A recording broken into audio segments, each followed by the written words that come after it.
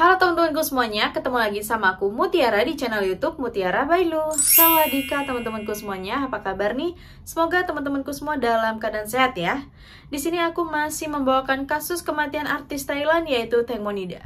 Di sini kasus Teng Monida ini semakin panas apalagi semenjak Mr. Acharia kemarin menjelaskan belak-belakan secara detail bukti-bukti mengenai kejanggalan yang telah dijelaskan oleh tim penyidik kepolisian Nontaburi. Di sini jelas banyak sekali bantahan yang dilakukan oleh Mr. Acharia mengenai kejadian Teng Monida di tanggal 24 Februari tahun 2022 lalu. Jadi di sini setelah Mr. Acharia telah membongkar dan memaparkan di tanggal 9 Mei kemarin mengenai jenazah Teng Monida yang dicuri dari kamar mayat tanpa sepengetahuan dari keluarganya Teng Mo yaitu Ibu Panida, serta banyak sekali bukti-bukti palsu yang juga dijelaskan oleh Mr. Acharia. Semenjak Mr. Acharia melakukan pemaparan dan pembantahan bukti tersebut, serta membongkar kebohongan yang dilakukan oleh tim penyidik Nontaburi ini, pastinya menimbulkan reaksi di berbagai macam institusi, yaitu reaksi di kalangan lawyer, para lawyer, dan juga reaksi dari Ibu Panida sendiri, reaksi dari Gatik juga ada, reaksi dari Sen, dan institusi yang lainnya. Dan di sini reaksi yang pertama yaitu ada dari Mayor Jenderal Supichai Lim Sipawong. Di sini Mayor Jenderal Supichai ini adalah institusi dari Commander of the Institute of the Forensic Medicine Police. Di sini Mr. Supichai telah mengkonfirmasi mengenai penjelasan yang dilakukan oleh Mr. Acharia ini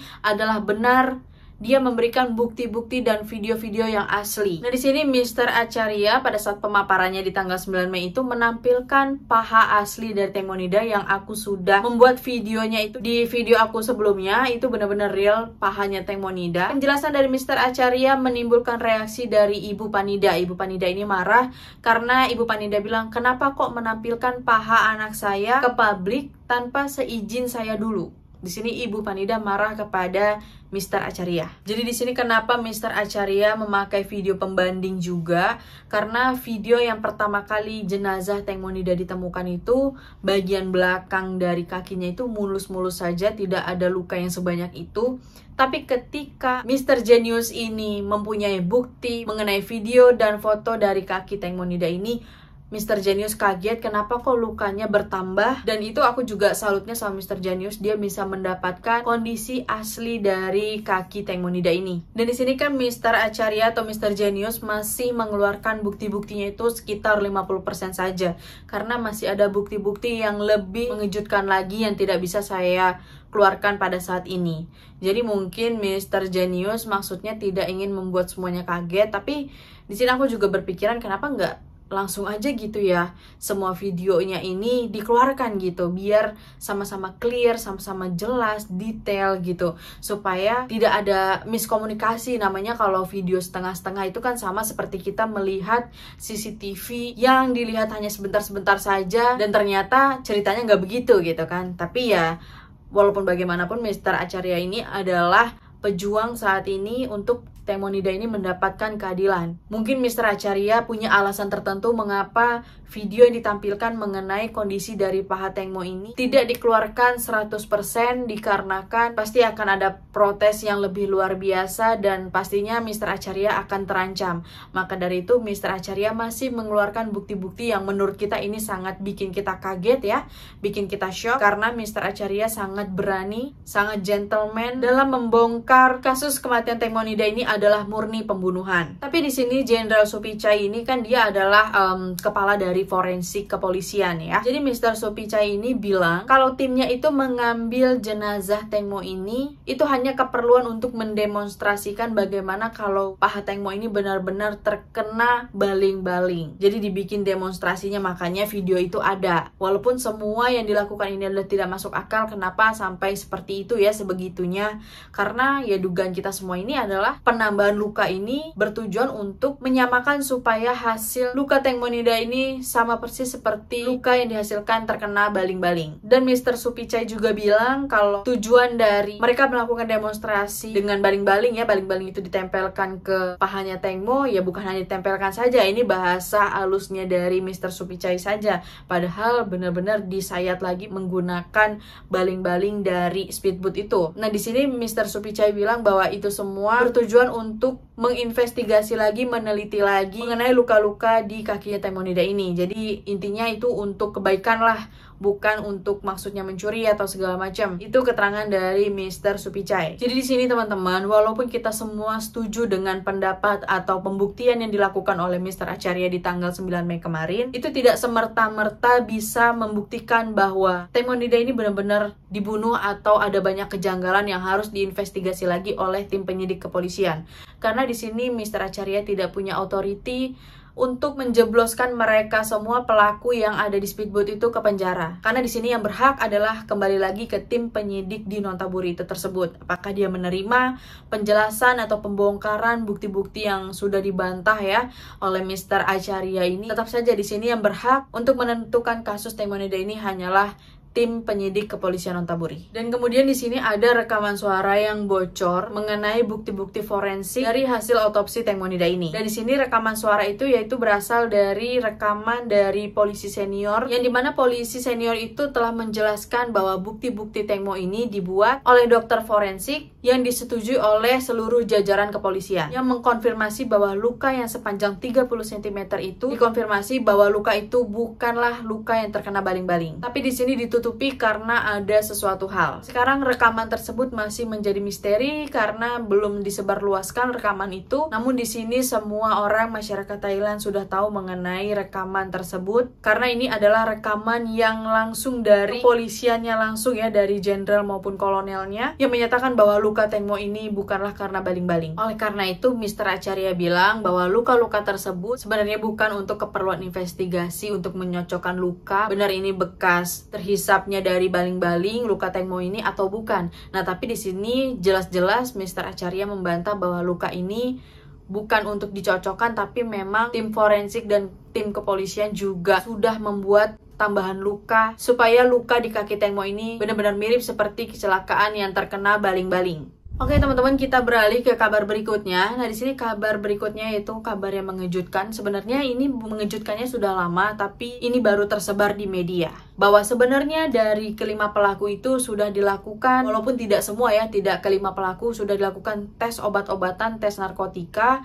Nah di sini ternyata ada salah satu pelaku yang ada di speedboat itu memakai obat-obatan. Di sini obat-obatannya itu obat-obatan penenang, obat antidepresi ya, semacam pil gitu. Dan di sini yang mengungkapkan mengenai obat-obatan itu adalah seorang jurnalis atau seorang wartawan yang mengetahui bahwa tanggal 24 Februari itu ketika setelah kejadian mereka langsung dites urin dan juga obat-obatan, dan ternyata di sini hasilnya ada yang positif memakai obat-obatan. Di sini yang baru ketahuan adalah Sipor. Dan obat-obatan itu yang berjenis ya, pilnya itu bernama Alprazolam. Akan tapi di sini Gatik dan Sen tidak ya, atau belum juga diperiksa, atau mungkin buktinya juga tidak bocor seperti itu, bahwa mereka ini benar-benar diperiksa mengenai pemakaian obat-obatan atau tidak. Jadi baru ketahuan itu hanya Sipor saja, yang dimana zat atau kandungan dari pil itu tidak ditemukan di por saja, melainkan pil itu juga kandungannya ditemukan di tubuh Taimonida. Nah di sini kandungan pil ini dapat meredakan kecemasan dan bisa membuat seseorang menjadi ngantuk, membuat merasa rileks dan tidak merasa cemas, serta memberikan efek ketenangan. Jadi apabila mengkonsumsi obat tersebut akan memberikan efek ketenangan dan juga merasakan ngantuk teman-teman. Nah di sini diduganya apakah pil tersebut diminum secara bersamaan ya oleh Por dan juga Taimo, karena Taimo juga ditemukan kandungan zat seperti itu di dalam tubuhnya.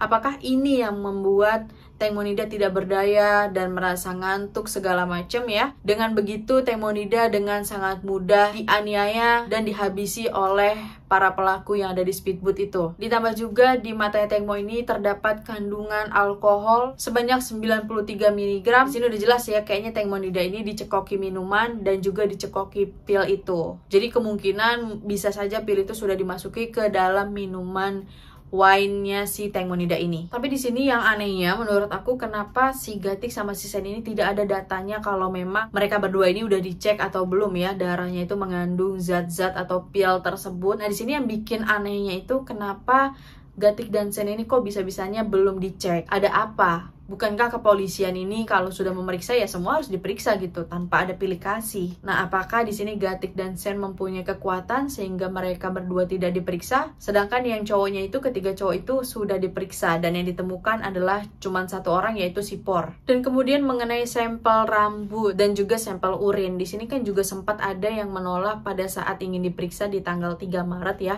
waktu awal kejadian itu. Kenapa salah satu saksi atau yang sekarang sudah menjadi pelaku yang ada di speedboat itu menolak? Nah, di sini apakah mereka mempunyai hak karena udah dilindungi oleh pengacara ya, jadi hak-hak mereka itu terjaga? Apakah boleh mereka menolak untuk tidak dicek urinnya? Bisa tidak untuk dimintai dari DNA rambutnya? Itu kan banyak sekali ya yang dari mereka itu yang menolak. Nah, di sini apakah wajar atau enggak? Ya, aku kurang tahu juga mengenai hukum di Thailand ini, karena kok bisa gitu saksi ini menolak untuk dimintai sampel urin, rambut, dan juga sampel darah. Kemudian teman-teman, di sini kepolisian tim penyidik Nonthaburi juga sudah mempersiapkan 20 poin yang dianggap atau dinilai jaksa ini janggal, perlu diteliti ulang lagi, makanya dokumennya itu dibalikan. Dan kepolisian sudah mempersiapkan dan memperingkas data-data tersebut, dan kemungkinan minggu-minggu ini adalah minggu-minggu penentuannya apakah kasus Tengmonida ini murni kecelakaan atau murni pembunuhan. Tapi di sini sampai sekarang masih murni kecelakaan ya teman-teman, dan tinggal diserahkan saja ke kejaksaan. Jadi kemungkinan minggu-minggu ini adalah minggu-minggu penentuan, yang dimana ini menjadi momen akhir dari kasus kematian Tengmonida ini. Kemudian kita beralih ke kabar berikutnya, ini mengenai balik lagi ke kakinya Tengmo. Jadi kaki Tengmo ini menurut masyarakat ya, atau kabar berita yang beredar di Thailand ini, bahwa kaki Tengmo ini di ujungnya itu, di tumitnya ini seperti biru-biru, seperti bekas cubitan. Nah, ini diduga apakah benar bekas cubitan atau benturan benda keras sehingga membuat terdapat biru-biru di ujung kaki Tengmo ini. Nah, di sini dugaan masyarakat apakah ini dicubit oleh Gatik dan Sen atau ada benturan benda keras sehingga membuat kaki Tengmonida ini menjadi biru-biru seperti itu. Karena di sini benar-benar heboh banget penyebab dari biru-birunya kaki Tengmonida ini kenapa? Nah, karena di sini berkaitan dengan pada saat mau turun dari speedboat setelah pada malam kejadian itu, terlihat Por dan Robert ini kan seperti membersihkan sepatunya dari pasir-pasir. Nah, apakah di sini Tengmonida dianiaya di darat? Dan kabarnya teman-teman yang bikin mengejutkan ya, pada hari ini baru banget keluar bahwa ada seseorang, ini namanya siapa aku belum mencari tahu namanya siapa, tapi di sini sudah beredar videonya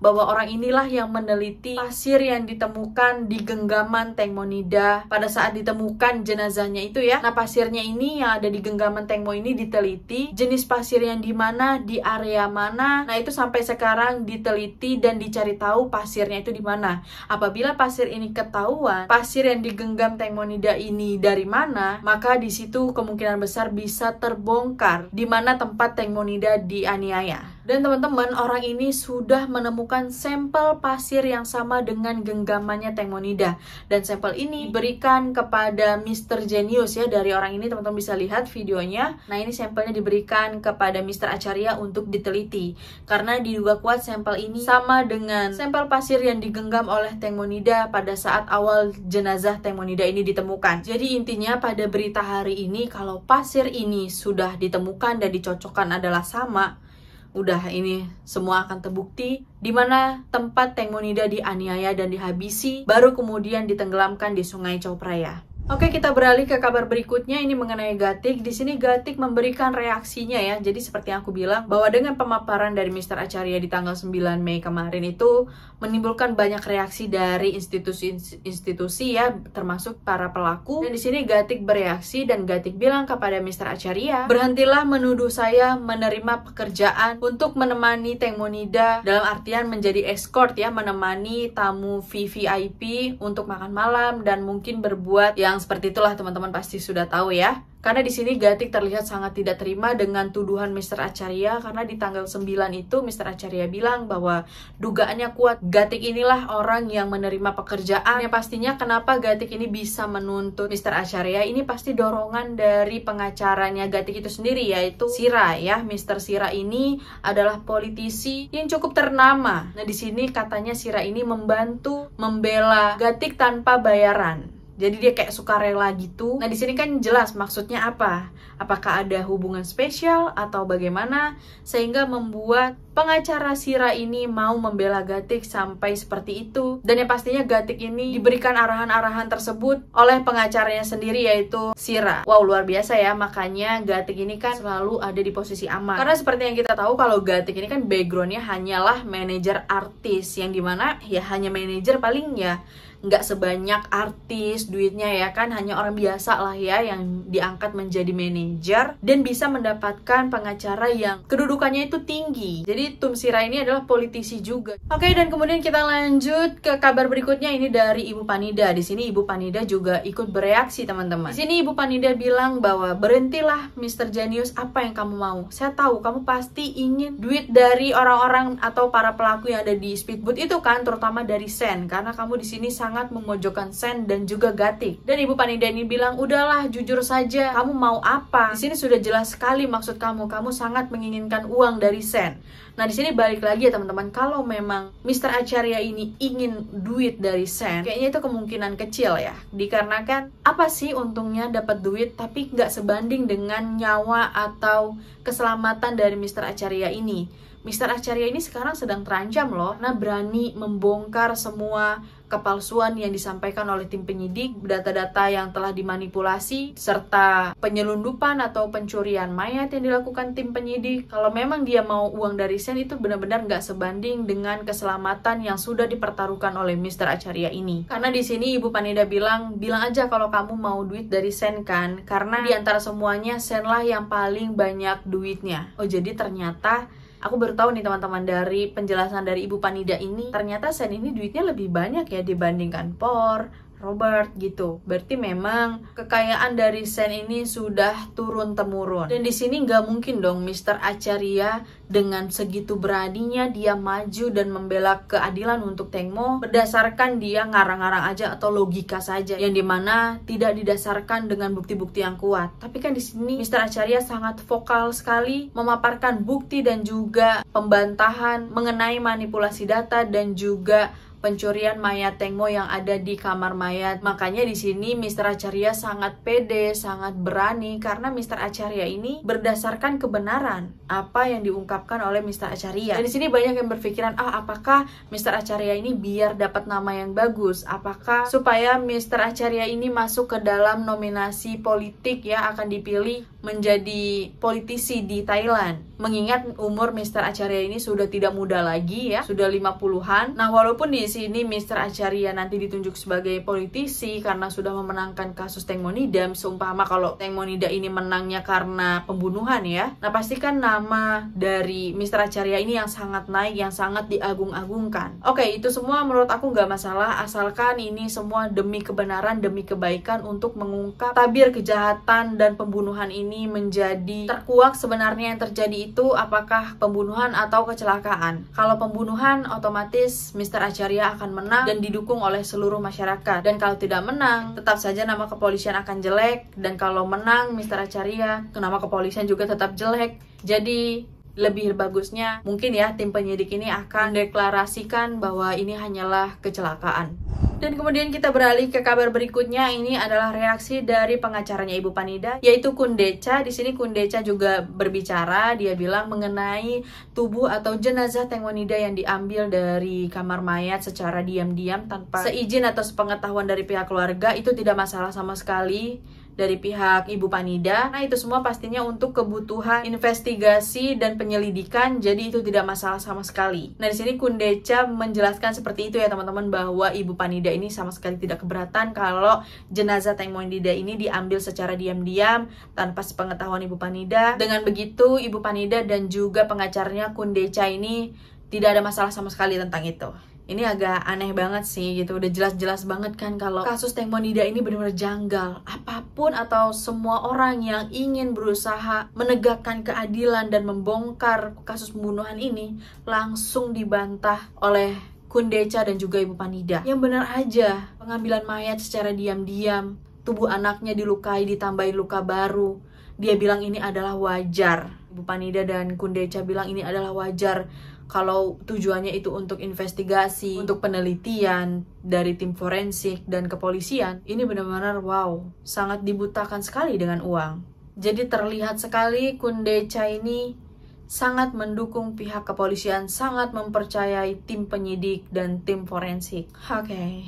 Benar-benar luar biasa. Dan di sini Kundecha bilang tunggu saja tanggal mainnya. Mr. Acharya ini akan segera dituntut dan dihukum dan dijebloskan ke penjara atas tuduhan memfitnah, menyebarkan berita kebohongan, menjatuhkan nama baik kepolisian, dan lain-lainnya. Oke, mari kita tunggu saja teman-teman ke depannya apakah Mr. Acharya ini benar-benar dijebloskan ke penjara ataukah tabir kejahatan ini akan terungkap.